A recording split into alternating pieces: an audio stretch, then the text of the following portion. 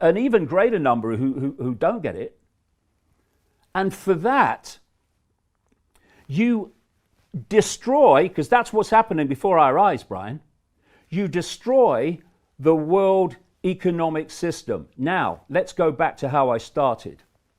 One of the things I've been pointing out as a problem reaction solution that was coming to transform human society, including, by the way, one of the things I said was coming in my earlier books was a pandemic, because of all the boxes it ticks. But what I have been saying for the best part of 30 years is they are planning an enormous economic crash. And I've been saying it even more since 2008, because 2008 seemed to be a nightmare.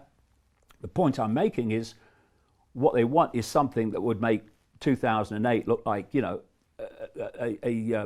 a Sunday school tea party. And so this coronavirus hysteria gives the excuse to do what they're doing, and the outcome and the consequences of what they're doing is to dismantle the world economic system. Now, another thing I've been saying, this Hunger Games society, I've been saying this for a long time, is designed to have no small business, no even medium-sized business, globally, just gigantic corporations that control and produce everything. Amazon is a classic example of what I'm talking about. What this coronavirus hysteria is creating is a situation unfolding by the hour worldwide that is destroying small business, family business, even medium-sized business, some even relatively big businesses too. It's destroying them. The big legacy of what is happening now will not be to do with health long term, it will be economic. I agree with you. It's going to be catastrophic. Now, here's the point. What happens to those people whose businesses collapse? What happens to all those people who were working for those businesses? For bars, for hotels, for all these businesses that have been targeted, don't go there, shut down. What happens to them? They fall into the bottom of the Hunger Games society.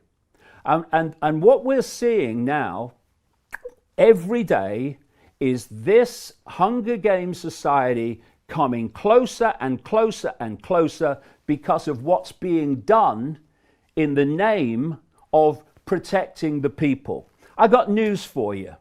You go deep enough into this system, they don't give a shit about the people.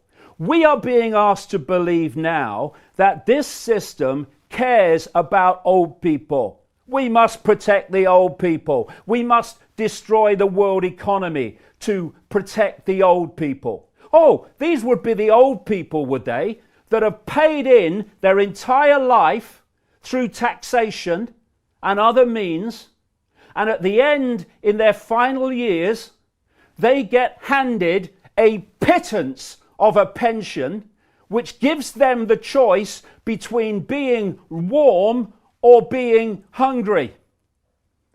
And what does that do?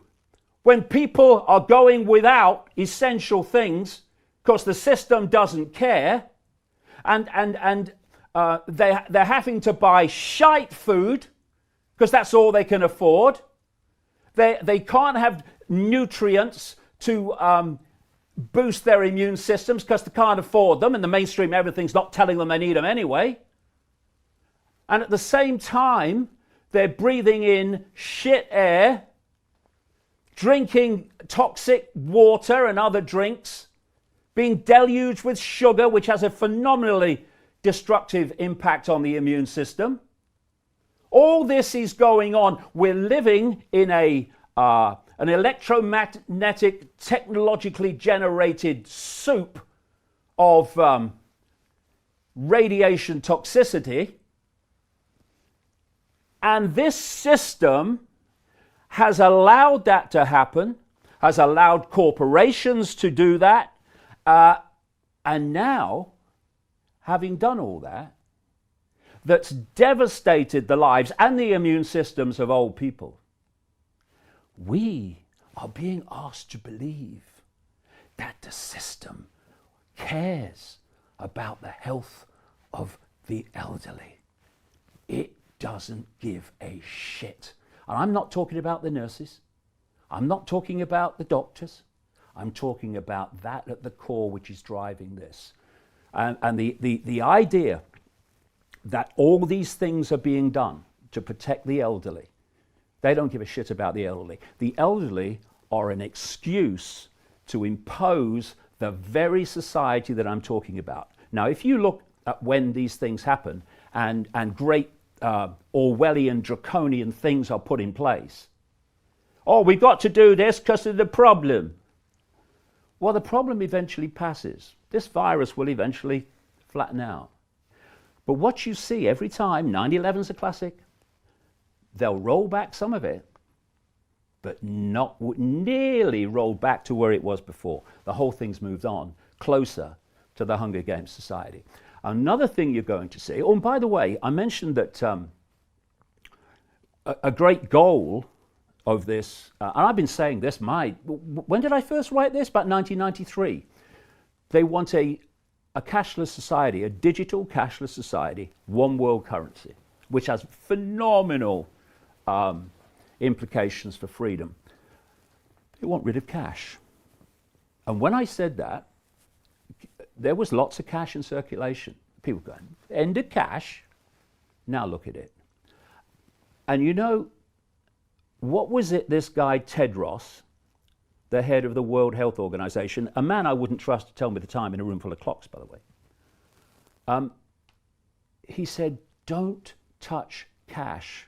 Use cards because the virus can pass on through cash. I've come up here today for this chat 3 times in places that are always cash. I had cash turned down. No, we're only taking cards.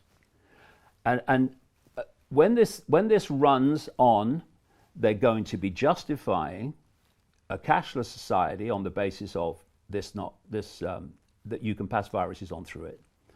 And they're going to be saying, we can't have this again. We can't have this happen again. So you're going to have more technological testing of people for whether they have a temperature and all this stuff. And the whole surveillance is going to move on, exactly as it has in China,